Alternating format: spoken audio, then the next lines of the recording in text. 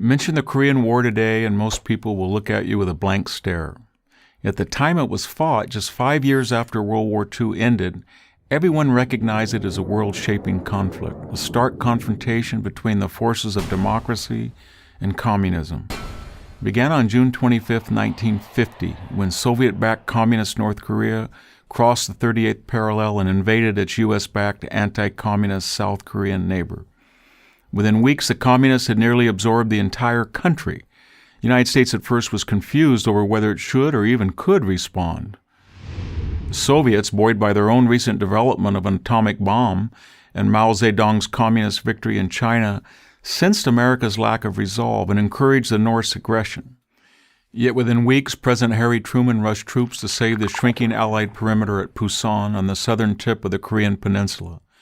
By late September 1950, General Douglas MacArthur had successfully completed the Incheon landings and launched counterattacks. He quickly reclaimed the entire South and sent American-led United Nations forces far into North Korea to reunite the entire peninsula, only to be surprised when hundreds of thousands of Chinese Red Army troops crossed the Yalu River at the Chinese border and sent the outnumbered Americans reeling back into South Korea. Thanks to the genius of General Matthew Ridgway, who arrived to assume supreme command in South Korea in December 1950, over the next 100 days, U.S.-led UN forces pushed the communists back across the 38th parallel. The fighting was fierce. Seoul, the capital of South Korea, exchanged hands between communist and U.S.-led forces 5 times before it was finally secured. During the years 1952 and 1953, the war grew static, neither side able to deliver a knockout blow. Eventually, the conflict ended with a tense armistice in July 1953.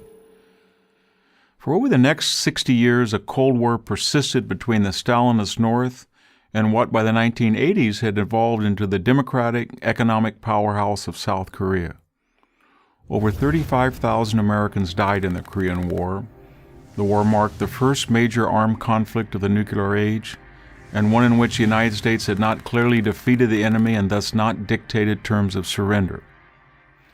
Was fighting the Korean War and restoring the South without uniting the entire peninsula worth the huge cost in blood and treasure? The natural dividend of saving the South was the evolution of today's democratic and prosperous South Korea, top-flight products from the likes of Hyundai, Kia, LG, and Samsung.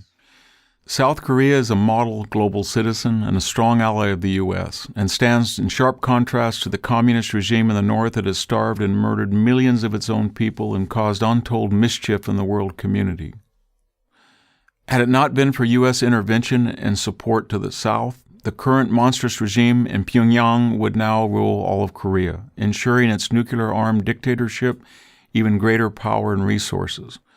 The American effort to save South Korea also sent a message to both Communist China and the Soviet Union that the free world, under U.S. leadership, would no longer tolerate communist military takeovers of free nations. The resulting deterrence policy helped to keep the communist world from attempting similar surprise attacks on Japan, Taiwan, and Western Europe.